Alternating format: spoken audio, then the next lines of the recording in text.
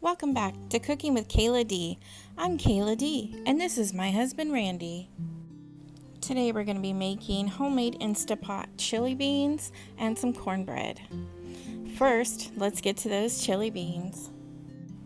For your ingredients, you're going to need 3 cups of dry beans of your choice, 6 to 7 cups of chicken broth, or any broth you choose, or you can mix some bullion with some 6 to 7 cups of hot water, 1 pound of ground beef of your choice or any type of meat, 3/4 cups of hot water separate, 3 tablespoons of tomato paste, 1 teaspoon of adobo seasoning, 1/2 teaspoon of onion powder, 3 tablespoons of chili powder, 1 tablespoon of onion flakes, 1 teaspoon garlic powder, 1/4 teaspoon of smoked paprika, 1.5 teaspoons of ground cumin, 1/4 to 1/2 teaspoon of cayenne pepper, if you so choose this, that brings the heat, 1 teaspoon of black pepper and 1 teaspoon of salt, 2 tablespoons of oregano, or Mexican oregano is preferred if you have that on hand.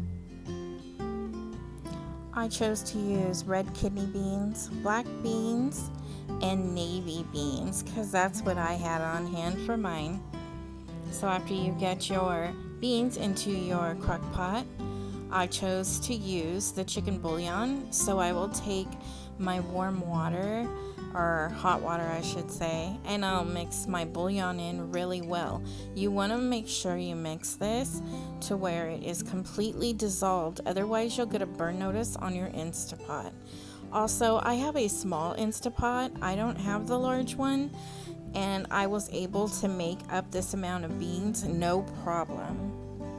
Add your broth to your beans and stir that around until it's well incorporated all the way through the Instapot. And once you have that stirred around and everything's mixed up well, you're going to go ahead and put your Instapot lid on and turn it till you click. Make sure your valve is all the way pushed back so it's sealed. Next, you're going to do a pressure cook on this, and I pressure cooked for 1 hour, and I did a 10-minute slow release on this until my little silver thing fell at the bottom. Next, I started mixing up my seasonings with my wet ingredients for our meat sauce. First, I put my hot water in and my tomato paste, and I made sure to mix that really well until the tomato paste was completely dissolved within the hot water, so it ended up being like a thick tomato sauce. Now we're going to add in all of those seasonings. There's my adobo, and me, I just do like an eye kind of measurement for the most part with most of my seasonings. You're just going to add all of your dry ingredients in, and once you have them all in, you're going to stir it really well. You want to make sure to stir this so that you have all of your seasonings dissolved as much as possible into your tomato sauce mixture, because we're going to pour that into our meat once our meat is cooked, and then add it into our chili, and it will bleed out into the broth and the chili. It's going to be delicious. Next, you want to get your skillet on medium to high heat. I added a little cooking oil because I wanted a little bit of extra fat. We use grass-fed beef, so we need a little oil into ours. Once you have your ground beef in there, then you're just going to let it start to cook, and you're going to break it up as it's cooking into small little pieces. If you want it a little more chunkier, then leave it chunkier. If you're going to cook any other kind of ground beef or beyond beef, that is fine too. Ground chicken, ground turkey, whatever kind of ground meat is good for what you and your family like. And this is the one we got, I think, from Walmart. It's a really good choice.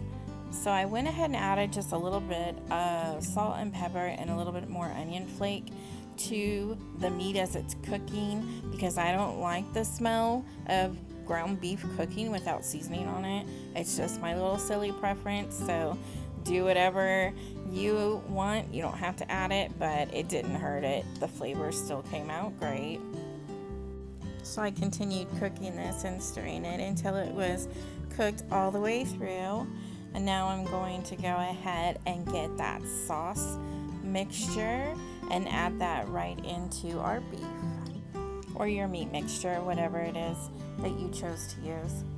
You just pour that right on in, and then you'll go ahead and mix that around, and then you'll want to cook this for about 5 minutes on medium low. That way it has the time to come up to temperature and also to cook down a little bit and thicken. And now you'll want to go ahead and click off your valve and release your Instapot lid once your pressure cooker is ready. And as you can see, my beans cooked all the way up really high. There's not a lot of extra water in there now.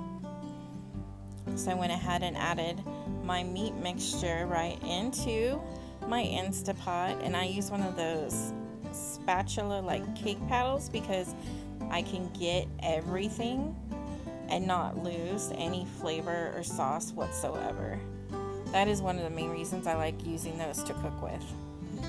So once you have that in there, I went ahead and I added some additional hot water that is not listed in our ingredients.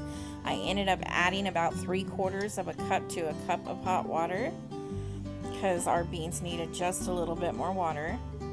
Then I went ahead and mixed that up with my ladle, combining all of that meat sauce and the beans with the broth and the new hot water and added in. Don't worry about the chance that this might cool off your beans too much because it's not. The Instapot is super hot. And as you can see, our chili beans turned out absolutely wonderful. So now let's get to making some easy cornbread. And yes, it's going to be easy. I went with the Jiffy cornbread mix just because I had it on hand and it was just easy, simple, and it only took 20 minutes total with bake time for this.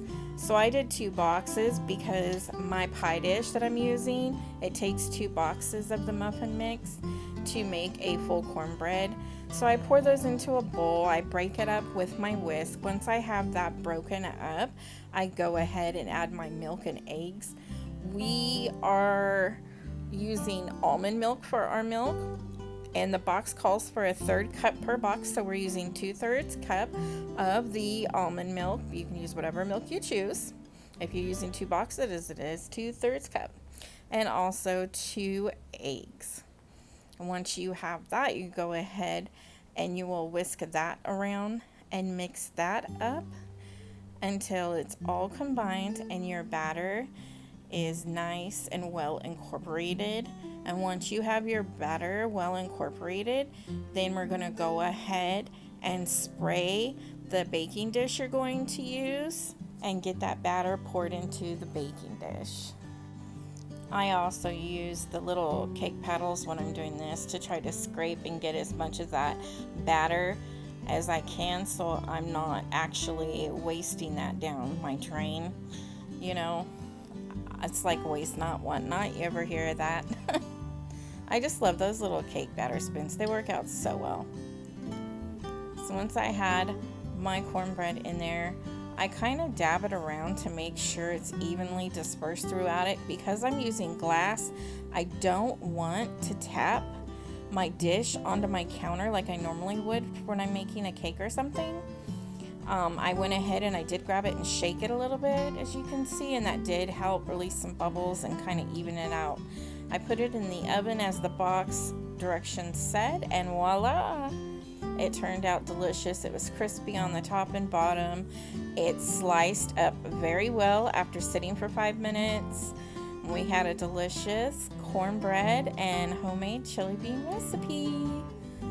Thank you for joining us here on Cooking with Kayla D.